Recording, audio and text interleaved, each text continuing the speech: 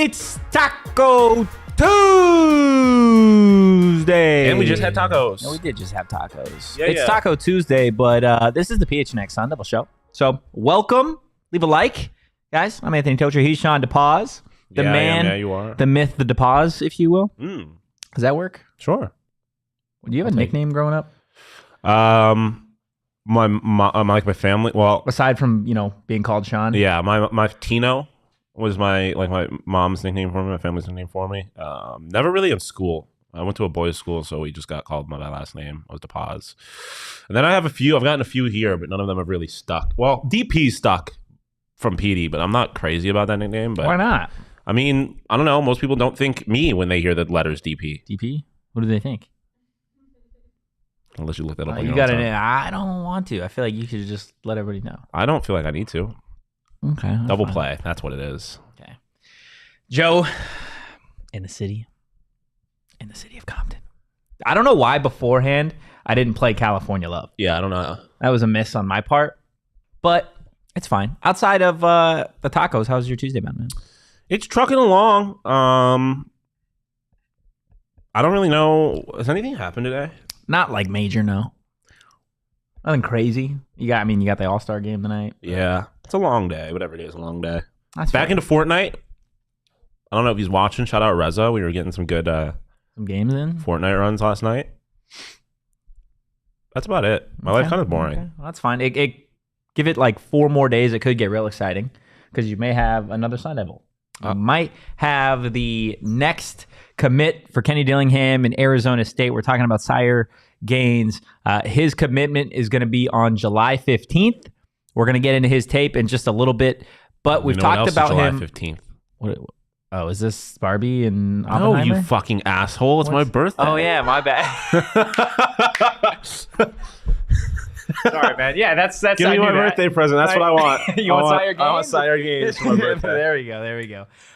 So he's dropped his top 6 as of a couple weeks ago. So we've got Arizona State, obviously, Washington State, Arizona, Washington, Boise State, and San Diego State. Shawn, before we get too far into the weeds about Sire, just after seeing his top 6, it's got to feel like Arizona State, in theory, should be the favorite, right? Yeah, I mean, if you're just looking at it based on...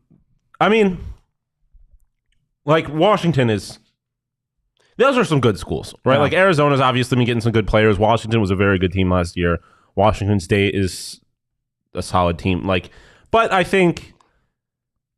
Yeah, I mean, you look at just the coaching staff, just the general excitement around ASU. Like, if I was a young guy who was trying to make like a name from, or not even necessarily make a name for myself, but kind of make forge my own path, if you will. Yeah. I would choose ASU. Like, I feel like ASU is out of all these schools, ASU has the best chance of being a part of something exciting, I think. So yeah, I mean, there's plenty of reasons to go to some of these other schools, but I definitely think ASU has a solid case. Yeah, I mean, ASU, we've seen over the last handful of weeks, has made some serious noise in terms of getting recruits in the quote-unquote dog days of summer. It's been interesting to see what they've been able to do, already surpassing 2 of the recruiting classes in the Herm Edwards era, which is, I mean, phenomenal. Again, considering early signing period is still a handful of months away. But getting back to Sire specifically, this is a guy that plays pretty much everywhere on the field, right? At Orange Vista High School in Paris, California, this is a guy that plays running back. He plays safety. He plays outside linebacker. You see him line up at receiver. You see him line up at H-back. He really does it all. And I think that's what we've seen from some of the commits already. You look at a guy like Plas Johnson, who committed to ASU just a couple weeks ago. This is another kid that you were able to see just how valuable he is to his team, not just at one position, right? But he's able to provide something really across the board for his team. So I think we're seeing that Kenny Dillingham, Bryan Carrington, Rashad Sample, some of these guys in terms of just getting recruits and what they're looking for in players is, yes, you have to fit a certain mold, right? But they're not necessarily looking, it looks like at least, for, okay, let's just go get the best running back. Yeah. Let's get a guy that can do it all. Yeah, I definitely, and I think it's indicative to the kind of like mentality they're looking in these players. Yeah. Like, I'm gonna, like, whatever the team needs, I'm gonna help. You have me kick if you need me to. Like, I'm gonna do it. And I definitely think like that is kind of the root of they're clearly just not have no interest in selfish players. Yeah.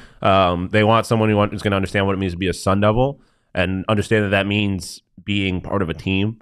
And that's, I think, great. Obviously, you need talent too, but as far as kind of setting a culture for a program, I think that it is great that they have, at least seemingly have, kind of a clear idea of what kind of player they're trying to go after. Yeah, you're trying to go after a guy that wins, right? Mm-hmm. That is going to do anything that it takes to make sure his team gets it done. And I think the really cool thing, right, is you see some of these kids thrive. And when we throw on the tape here in just a little bit, you're going to see that this kid is capable of really being a star at any of these positions that he's in. So if you're able to be a star outside linebacker, safety, running back, sometimes wide receiver for your high school, imagine what you're able to do when you can sit back at a college that you are literally going to have a position coach that is by far better than any of your high school coaches, that's going to make you the best player possible, but you're going to be able to do it without having to do a million other roles, right? You're going to be able to go out and train to be the best running back at Arizona State, or I'm going to go train to be the best safety at Arizona State. Or in the case of Sire Gaines, it looks like ASU recruiting him as a linebacker. Like, you're going to get the necessary work and the tools to go out there and be great at one single position. But, and I think you see this a lot with defensive backs, right? Defensive backs at the high school level that sometimes play wide receiver and then go on to college, is the best defensive backs in my mind are ones that used to play wide receiver. Why? Because you have the knowledge and you have the experience of like, okay, this is what the wide receiver was looking for on his route, or you know the route tree. You know exactly what they're doing when it turns into their breaks. Like, you have just a good idea of the position. So I think that is going to benefit a guy like Sire Gaines, a guy like Plas Johnson. I mean, you clearly don't play all over the field without having a good position of how the game, or a good idea of how the game works. Yeah, right. So absolutely, smart football player. Let's go ahead and take a look at Sire Gaines' tape here. We've got a few minutes of it. This off rip is my favorite play. You've seen, I mean, look, every single one of these. See ya. Get off me! It's crazy that he managed to do that and stay in bounds, right? Yeah, no, that was Josh Allen-esque. Like, that's some. He just said, "Nope, you're not tackling me today." Here he is at running back, finds a crease, and he just goes, dude. He's got some unbelievable vision and strength. Yeah, the strength. I think to have the speed and quickness to play like all over the field, and also have the strength to do what we've already seen him do in these clips. And then he just lines up and wide. See ya. Gosh, like not even a. And that's more than just a great route. It's, again, understanding where the DB is in that specific spot. And I mean, and obviously, it's not last year's team, not last year's scheme, but like, how is this a touchdown? Yeah, like to have a guy that can clearly come out of the backfield too. Yeah. Like if he ends up playing any kind of running back or anything like that's.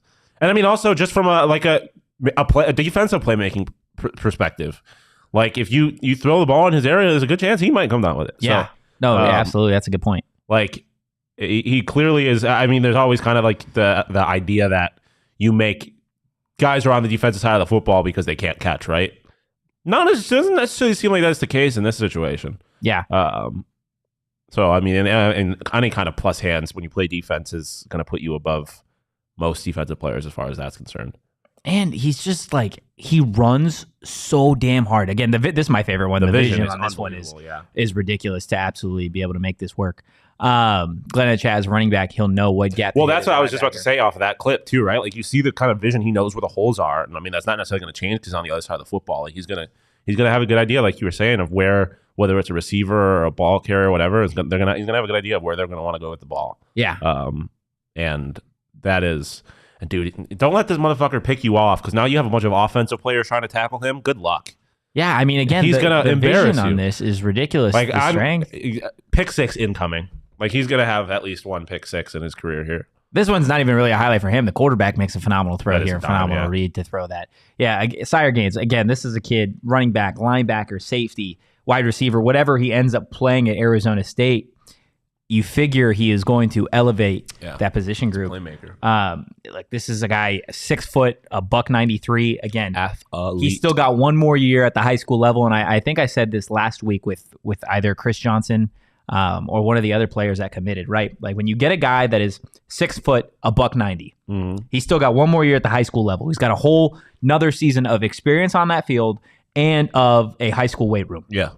Okay, then guess what? Then he gets an entire spring to learn, to grow, and then he's got an entire summer in the ASU weight room. Like this is a guy at 6 foot, $193. I would not be shocked when he sets foot at Sun Devil Stadium game 1 for the first time in his career. If he does choose to be a Sun Devil, like wouldn't be shocked if this was a guy at 6'1", 210, 215. Yeah. Oh yeah, me either. I think absolutely. Yeah, it's you see the kind of stuff, the strength he has at this size already, and you just think about how much he can grow on that. Like, yeah, he has the potential to be. I mean, it's hard to project in terms of being like an absolute playmaker, but he's going to be. He's going to be a guy that if you're a running back, you're not trying to get hit by. Say that, like he's gonna leave a mark if he gets an opportunity to play. So that's really good. Glenn kind of I referred to him as Chip Trayanum earlier, saying Ohio State doesn't want him to. Hopefully, Ohio State doesn't want him to play running back. Hopefully, maybe we'll. Although you kind of mentioned I'd it, like to see it, man.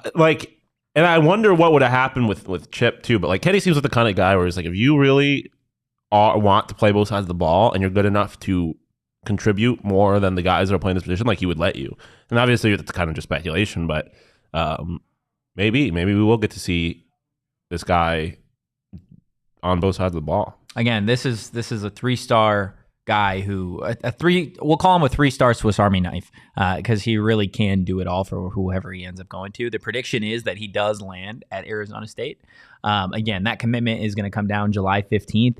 He is choosing between Arizona State, Washington State, Washington, Arizona, Boise State, and San Diego State. Again, I'm going to go out on a limb and say that he's a Sun Devil by the end of the week. I think that makes the most sense. Now, if you would have thrown in some bigger Big 12 schools maybe, then it's a little bit more of a conversation, at least in my mind. What are we cheering for? The Diamondbacks just drafted Wyatt Crenshaw. Wow. I know we're going to talk about baseball in a little bit. But D-backs got an ASU kid, baby. There you go. I mean, it was the 565th pick of the draft, so don't hold your breath. But hell yeah. Oh, man. Sorry to interrupt. But. Well, no, we'll get into it. But yeah, I think in reality, again, I would say that the only threat to Arizona State is San Diego State here, in my mind. Again, you get the idea of a kid being able to stay home in California and do something. I think we saw it with Elijah Rushing. You had brought it up a little bit earlier in this show, right? Like Arizona is making a little bit of noise. I'm gonna be real.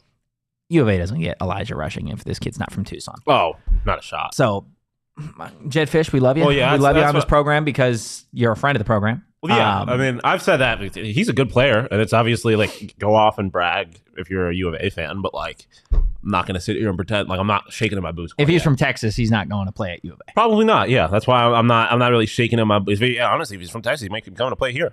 Yeah, at this point. Yeah, I mean, obviously, it's a great get for them, and that's not a get they get under Kevin Sumlin, that's for damn sure, but just relax. Yeah. Get a few, and then we'll talk. Well, yeah. So July 15th, guys, stay locked in because that's when his commitment is going to be announced. July 15th, your birthday. I imagine you're going to be locked in on your couch, of course, getting ready to hear about his commitment while also maybe partaking in some OGs. Of course. If you don't think I'm going to be off the OGs on my birthday, you do not know me. OGs, man. It is, they got the best scratch-made gummies, not just in Arizona, but if you took these to the moon, if you took them to anywhere, really, they'd be the best there. They'd be the best there. I say it a lot in terms of just getting the chance to, like, it's tough for me to sleep sometimes. Melatonin doesn't really work because I'll wake up at like 3 o'clock in the morning. I'll be super groggy. And then it makes it tough for like the rest of the day. OGs doesn't do that. It's a perfect balance of just the right high and something that's going to keep you level-headed pretty much the entire time. If you will. It's a happy balance, if you will. And they've got phenomenal flavors. My personal favorite right now, the pink lemonade. But really, all the flavors are great. The watermelon, the red apple, the peach. The orange creamsicle is another fan favorite, guys. I didn't go back. It's been a while since I've had the orange creamsicles. I've been trying all these new flavors. Like, I've kind of forgotten where I've come from. Sometimes you just go back and you're just gotta like, damn. Sometimes you just got to go home. I'm coming home. Guys, OGs, that doesn't miss when it comes to flavor and effects. So get your pink lemonade gummies while you can. Check out OGs online at ogsbrands.com and on Instagram at OGs Brands. You can also find their products at your local dispo. You do got to be 21 years or older, though, to purchase. You also got to be 21 years or older to enjoy our friends over at Four Peaks. Well, if you're drinking the beer, you can be any age to enjoy the great food that they have over at the 8th Street Pub. Four Peaks, the official beer of PHNX, the official beer of the Arizona Diamondbacks, the official beer of that. See, it's the unofficial official beer of Shawn DePaz too. I'm not getting. You have your own beer? Well, that's why I said unofficial. I'm not directly being paid by them, but like kind of them. So like unofficially, they're the official beer of Shawn DePaz, and they should be the unofficial official beer of you as well because they're the best beer in the state, in the region.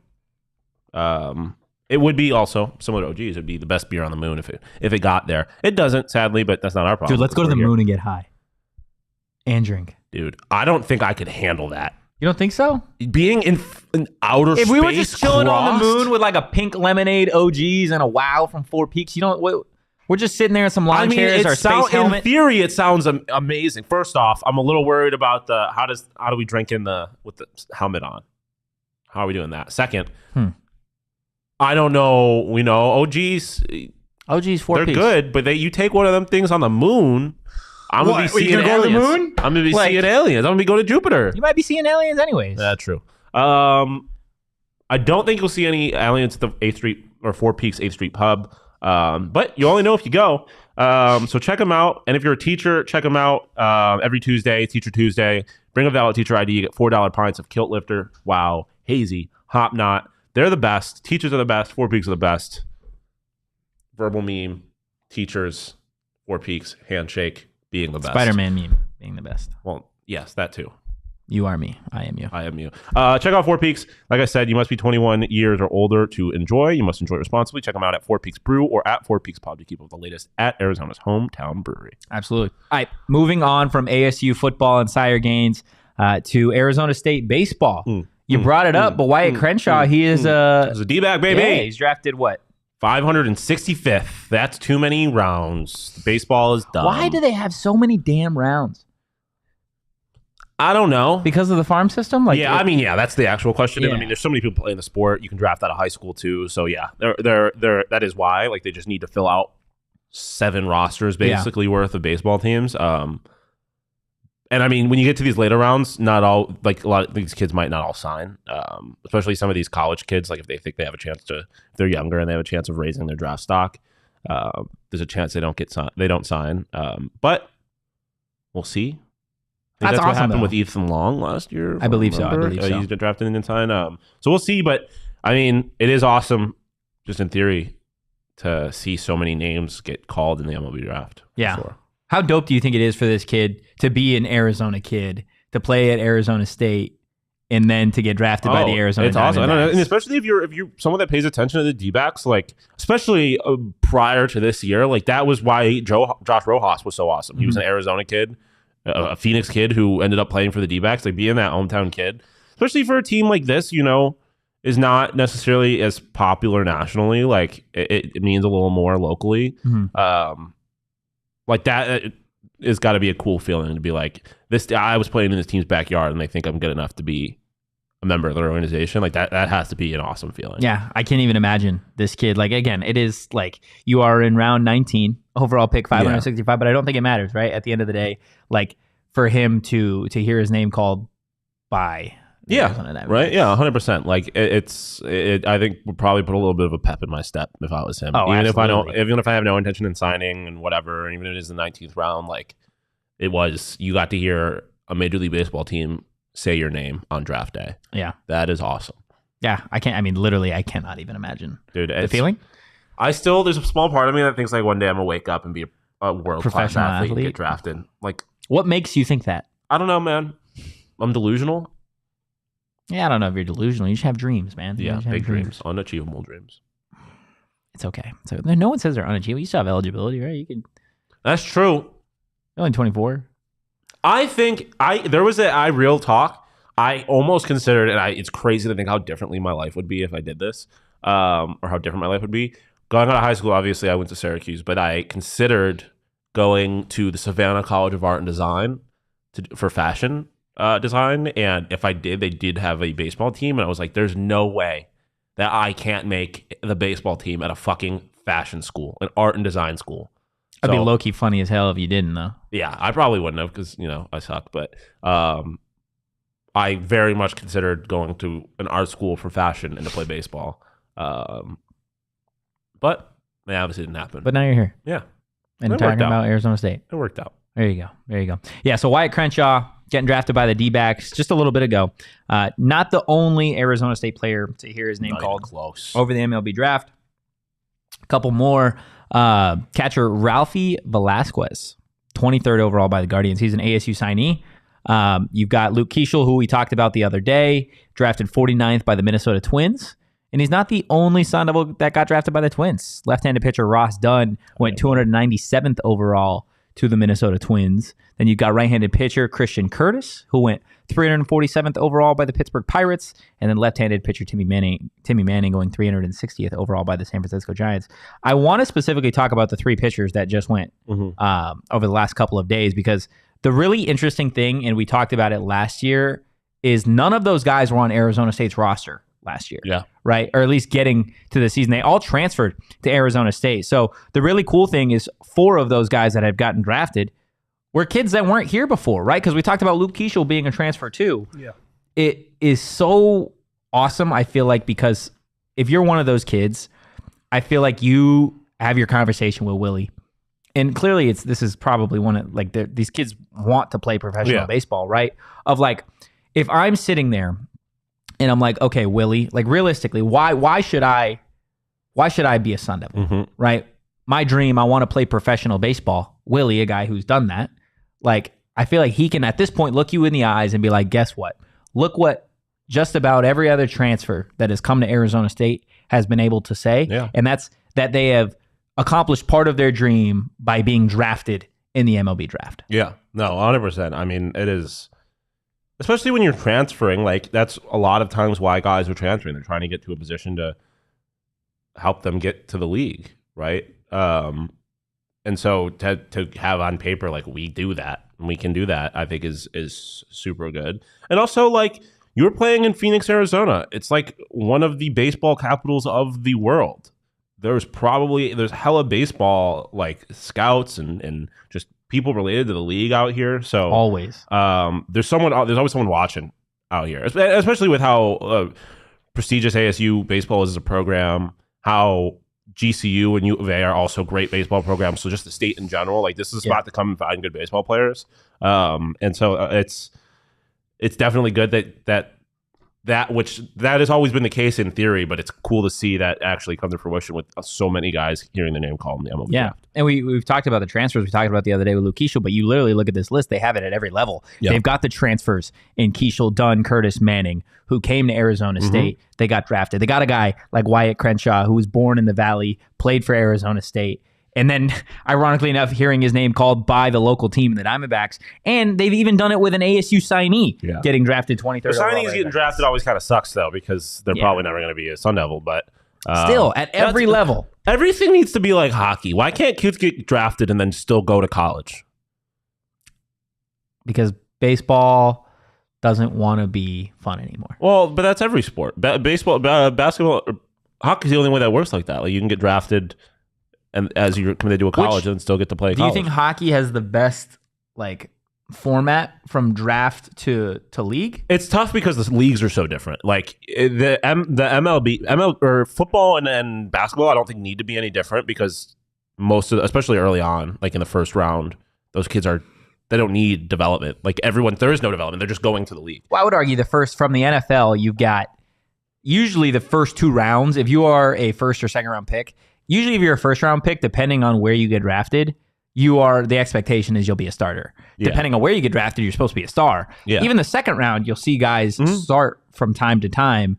NBA, I feel like it's a little bit different. Usually picks 1 through 10, you're either a people are expecting you to be a star or a role player. Yeah. Anything after that is like, okay, maybe this guy will, like, pan out, turn into something, or you'll never hear his name ever again. Yeah. I mean, honestly, I kind of like, I think it would be good for basketball because the thing about football and basketball is I think there's so much, like, your window for being good is so short, and it happens earlier in your career. So to spend so many years in developmental programs, like if you were to draft somebody after their first year of college, but then they spent 3 more years in college, and then you're not getting them until they're 22, well, then you've just lost 3 years or like 4 years of LeBron James and of whoever. Like 4 years into John Morant's career. If John Morant plays 4 years in college, that's 4 years where something potentially goes very wrong. Yeah. And then you don't get that in the NBA. Which obviously is true for any sport, but I just think, I don't know, those two sports in general are so different. Ja didn't even have to, like... Yeah, true. Ja made it go wrong by himself. It's just funny you use that example. No, I know. But like I use it as an example because of how explosive his game is. Like you waste some of that explosiveness in the league. Whereas something like baseball and hockey, like those, you need so much more time to get to a professional level. That like it needs more development. But so I wish baseball would let you spend more time in college as opposed to playing in the minors. I don't know. It's also different because like baseball is the only league that has a built-in developmental system the way it does. NHL, everything is separate, right? So you're letting them, like, it's not like you're drafting them to come into, I mean, there's the AHL, but it's not like a full-blown developmental league like it is in baseball. Whereas baseball, like anything they get in college, developmental-wise, they're getting better competition in the NHL or in minors. That doesn't exist in the other leagues. So it's obviously all different, but I just wish kids got to go to college. Yeah. That's really it. I mean, but like step into their shoes. Would you, if you're, let's say you're Ralphie, right? You get drafted 23rd overall by the Guardians and you have that option, or your option is to go play baseball at Arizona State. You're going to choose the Guardians. Yeah. 100%. And I don't think if I'm him, obviously you miss out on the college experience. Yeah. But let's be real. These kids aren't having a normal college experience anyways. No. Like you are, I feel like if I'm in that scenario, I am, and maybe this is just me, I'm like, okay, I get to bypass this. Yeah, right? I mean, it is obviously, especially when you're getting drafted in the first round. Like I get to pass go and collect 2. Yeah, like you're obviously, they did draft you in the first round because you were a high-level talent. Yeah. You can play in minor league baseball off rip, right? So, like, it is definitely, yeah, I mean, that's not even, you sign to a college at that point more as a formality and as a backup plan as opposed to, because you probably did it during your junior year. So you spend another year in high school. It's like, okay, you're all of a sudden the top prospect. College is really not in the picture. You're a signee, but it's not like that's really a choice. Like you got drafted 25th overall. You're not leaving a few $1 million on the table. It's a lot different when you're getting drafted in these double-digit rounds because there's not really any money on the table there for you. Yeah, you're much better served going back to college and trying to raise your draft stock. But at the beginning of those rounds, yeah, I mean, there was never even a question that this kid was gonna go pro. Yeah. Before we get to our last topic of the day, I want to tell you guys a little bit about Burrito Express. We tell you about it every single day, and you know why we tell them about it, Shawn? Because we love it. Because it's burritos so in the moon. Damn good. Mm-hmm. Jalen Conyers was there today with a couple teammates. I know Coben Bergay was there as well, and they love Burrito Express because it's money, guys. We tell you about it, and Leah has done this crazy thing where I feel like at a certain point, steak and salsa wasn't a popular decision. And it is now a popular decision in the office for steak and salsa to always be on the menu. Yes, and it's so damn good. You go there, you get a steak and salsa, a steak and egg, whatever. Shawn said it this morning. Throw some bacon in it, and it is going to hit. They got locations all over the valley, and they got NIL deals with a couple ASU athletes, Elijah Badger, Jalen Conyers. So anytime you go to Burrito Express, you're supporting Arizona State athletes as well. So go check them out and give them a follow on social media at BurritoEXP. And then while you're there, while you're waiting for your burrito, yeah. Open up the BetMGM app. Yep. Play some bets. Swing for the fences, maybe. Yep. Get some free bets, maybe. Because our friends over at BetMGM, best sportsbook on the planet, they're just in the business of kind of giving away money sometimes. And when you log onto the app now, you can play the free BetMGM swing for the fences game. All you do, you find the promotion. You get four little boxes. You choose one. You either pop out single, double, triple, home run. Depending on what you get some kind of free bet, profit boost, what have you. Because like I said, they're kind people just in the business of handing out money. But the prize must be used in MLB, and it expires in 24 hours. So when you get it, use it fast. And if you haven't signed up for BetMGM yet, use bonus code PHNX. There's a few offers, a few different Wow. There's a few different offers depending on where you live, but for our Arizona audience, place your first bet offer and receive up to $1,000 back in bonus bets if you lose with BetMGM. Make sure to use bonus code PHNX. You can check our show notes for more details. And now, listen to the man, the myth, the legend, Shane Dievenbach. Talk about the disclaimer. Disclaimer, 21 plus to wager. Visit BetMGM.com for terms and conditions. U.S. promotional offers not available in Washington, D.C., Mississippi, Nevada, New York, and Ontario. Gambling problem? Call 1-800-GAMBLER. Colorado, D.C., Illinois, Indiana, Louisiana, Maryland, Mississippi, New Jersey, Ohio, Pennsylvania, Tennessee, Virginia, West Virginia, Wyoming. Call 877-8-HOPE-NY or text HOPE-NY 467-369, New York. Call 1-800-NEXT-STEP, Arizona. 1-800-522-4700, Kansas, Nevada. 1-800-327-5050, Massachusetts. 1-800-BETS-OFF, Iowa. 1-800-270-7117 for confidential help, Michigan. We got Chris Johnson II in the chat. Going to be hopping on with him for an interview here after the show. We'll have that for you guys on tomorrow's show. So definitely be on the lookout for that. Shawn, before we get out of here, it's been the talk of the sports world all day. Oh, yeah, baby. I'm juiced. Tyson Fury and Francis Ngannou are going to fight in Saudi Arabia on October 28th. What do you think, man? I mean, I can't. I mean, we've talked about this length off air.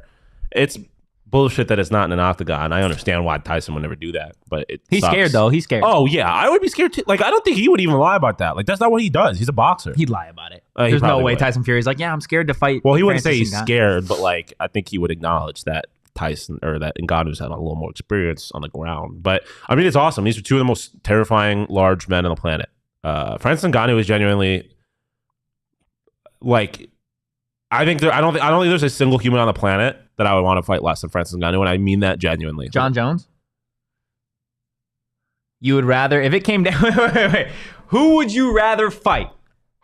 Francis Ngannou or John Jones? I mean, okay, if we're being real, at that point, it doesn't fucking matter. But all I'll say is that... Okay, you don't gotta fight him. You gotta survive a minute in the octagon. Oh, I'm choosing Jones in that situation because I think there's a chance that Jones just kind of fucks around. Like, because Jones is kind of a little more... He's a little more casual about it. Like, he knows when he has fights under control, and he just will kind of play with his food. Francis Ngannou is a killer. Like, he is the most... He's scarier just physically than John Jones. Like, John Jones now at heavyweight's got a little bit of a belly. He's got like his big beard. He doesn't look necessarily that terrifying. I mean, he does.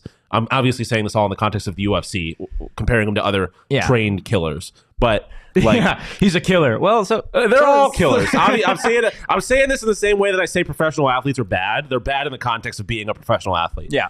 Francis Ngannou has got one of the strongest punches I've ever seen. It's terrifying. He's a terrifyingly large man.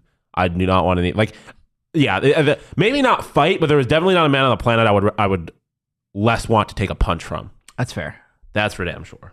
I feel like I don't think it'll ever happen. It'll go down in history as the LeBron Jordan, like, what if these two could have played one-on-one? I think you have that opportunity with Francis Ngannou and John Jones of like, okay, like, they're both still fighting. Why can't, like, financially it'll never work out? Oh, no. It's Dana White has robbed us of so many good fights. Who is the leverage, do you think? In what regard? Like, if it didn't matter where they were fighting or under who is the leverage of these fighters? Is it John Jones versus Ngannou? Yeah. Yeah. John Jones is like, he's kind of the face of, especially with. I mean, it's tough because these fighters are such prima donnas that they always like to say that anyone's the face of the UFC because it was for the last 10 years or whatever, or maybe not 10 years, but it's been John Jones and Conor McGregor. And I mean, a little before that, Ronda Rousey, right? But like, Conor McGregor broke his fucking leg. He hasn't fought in a while. And even before that, he was always in trouble. John Jones is always in trouble. So it's like, it's hard to say that anyone's the face of the UFC. But I mean, John Jones is... Adesanya? Yeah. The problem with him, though, is that his weight class just kind of sucks. Like, he doesn't have any competition down there. Although he did lose to Pereira, I guess. But like, the best... John... Yeah. I think I saw a clip on that of if Izzy were to ever go up. If John Jones and Izzy... that is the fight I want to see. No, John Jones would kill him. Oh, yeah, it wouldn't even be a question. John Jones is the best fighter of all time. It's just it's us. He's a bad person and like, cheated. Izzy wouldn't make it out of a round, I don't think. The only reason I think they might is for the same reason I was just talking about. Like, He'll play with his food. Well, not only that, but naturally, like, Izzy's kind of a boring fighter. He's a great fighter, but he's a counter striker. Like, he kind of just sits back and lets people make mistakes. And Jones can be the same way too sometimes. So I think you might get a fight similar to the Izzy Yoel Romero fight, where they kind of just stood there and looked at each other for 5 rounds. It sucked. But who knows? I'm more interested in the Elon Musk Zuck fight. Really? You're more interested in that than Fury and Ngannou? Kinda. Like, it would be, because we were talking about earlier, a picture came out today of Mark Zuckerberg, who is jacked, like abs, dog, in shape, training with Volkanovski, who literally just won a championship 2 days ago. Musk would get his ass beat. Oh, it wouldn't even be close. And Israel Adesanya. It was Zuck training with Izzy and Volk, probably the 2 best fighters on the planet right now. Like, also, Volk is the best power fighter in the UFC right now. Zuckerberg is 39. Elon is 52. Like, hey, pride is the devil. Pride is the devil. If you think you got it like that, Elon, go get your ass kicked. I don't care. You're so fun. I literally don't care. It's not like he's gonna die. So, fucking go get your ass kicked. You're a piece of shit. I don't care. You're a billionaire. That'd be crazy if Zuck did him like Rocky IV.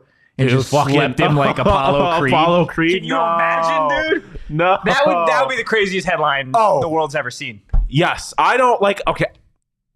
I'm not going to talk about, I don't obviously want Elon Musk to die, even if he's a bad person, but this clip's not going on Twitter. No, but yeah, in terms of just pure crazy, it's got the same energy as Britney Spears slapped by Victor Wembanyama security. But times 10. What the shit? Yeah, but times 10, exactly. That would be the craziest headline of all time. Social media mogul kills social media mogul in unsanctioned MMA match. Oh my gosh. Jesus. Well, there's no great transition, but Illegal Pete's, guys. We had it for lunch today. On Taco Tuesday, we had some tacos. Shawn, how were they? They were amazing. It's so good that it turned Leah basically into Michaela Perkins. She's like, I need to get my second plate ready so there's enough queso for me. It was unreal. But no, Illegal Pete's is amazing. Steak is good. Steak is phenomenal. The chicken is phenomenal. The guac, the queso. I can't have the queso. Cheese is good, but it's so Illegal good. Pete's just goes crazy. The chips, man. The pico. The pico. Yeah, Leah literally walked in here before. She's like, I eat the pico with a spoon. It's all great. She's not weird. Great over at Illegal Pete's. She doesn't eat on popcorn kernels. No. She doesn't do that.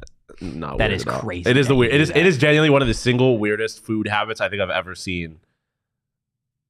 Ever. End sentence. That's crazy. Guys, it's Taco Tuesday, so they've got $2 tacos all day, every Tuesday over at Illegal Pete's. You guys can enjoy your favorite chicken, pork, and veggie tacos for just $2. And yesterday was Margarita Monday, so they've still got some great margs, but next Monday, make sure you check it out, because on Margarita Mondays, they got $3 margs all day, every Monday, and nothing brightens up that Monday mood more than soaking up the sun with a few margs. Guys, Illegal Pete's. Get it in you. Get it in you. Oh God, I'm gonna go get more tacos. I'm here all night. I didn't know that we were getting it until this morning. So, all text is right. All text all-time comment. Here's my Illegal Pete's review after my first experience. It makes Qdoba and Chipotle. It's bitch. 10 out of 10. I love that. Don't get mad at me, Max. I didn't. Reading comments. But yeah, no, I didn't realize we were doing it today, so I was like, I'm gonna have to go get dinner tonight. Nope. 2 meals. Illegal Pete's. I like it because the best part about Mexican food and catering stuff like this is you can make multiple meals, because a lot of Mexican food is a lot of just the same stuff in different forms, right? So I'll get tacos and then later I'll make nachos. Feel like I'm eating 2 different things, but I'm not. So yeah, shout out our friends over at Illegal Pete's. Also shout out our friends over at Foco. You see all this dope stuff around us? Most of it's from Foco. They're the best. They're the leading manufacturer of sports entertainment merchandise. They got clothes, toys, collectibles. I'm not going to reach over and grab it, but I built a little Lego. Shirts, hats, polos, bags. They got it all. I built a little logo, Lego Diamondbacks logo, which we got from Foco. They got a bunch of dope stuff. They got our back. They got yours too. Foco is the best. Get the best gear around by visiting www.foco.com and using code PHNX. For all non-presale items, use the code PHNX and get 10% off. Shout out our friends over at Foco. Shout out Foco friends everywhere. Shout out everybody in the chat, guys. Hit that like button. Leave a 5-star review if you're listening on audio. You want to say the thing? Leave a 4-star review. I'm inclined to believe you are a hater. And that's in the words of Bomani Jones. There you go, guys. That's going to do it for us today. If you enjoyed the content, give us a follow at PHNX_Sun Devils, except on Threads, where you can follow us at PHNX_Sun Devils _. Don't follow Shawn on Threads. Yeah. Somebody took PHNX_Sun Devils? It's just not there, yeah. That's crazy. Yeah. That's why I signed up, because I hate that damn app, but I was going to be damned if I lost my username. I should have signed up and just called myself Shawn_DePause. That would have been awesome. Or Eric DePause. Maybe I can still do that, actually. You probably could. Guys, you can follow me on social at Anthony_Totri. You could follow Shawn over here at Shawn_DePause. Hating as always. And we will be back Wednesday at 2 p.m. for a Hump Day special. You will. I will. You might. You're going to be here. Yeah, I'll be somewhere around. Yeah. Shane always gives me dirty looks when I come in here and I'm on the show, though, so I get scared. He's still upset that you were traded. Yeah, I'm just kidding. I don't actually get scared. Can't scare me. Boo. I'm a bad bitch. You can't kill me. There we go. Guys, we'll see you Wednesday, but for now, peace.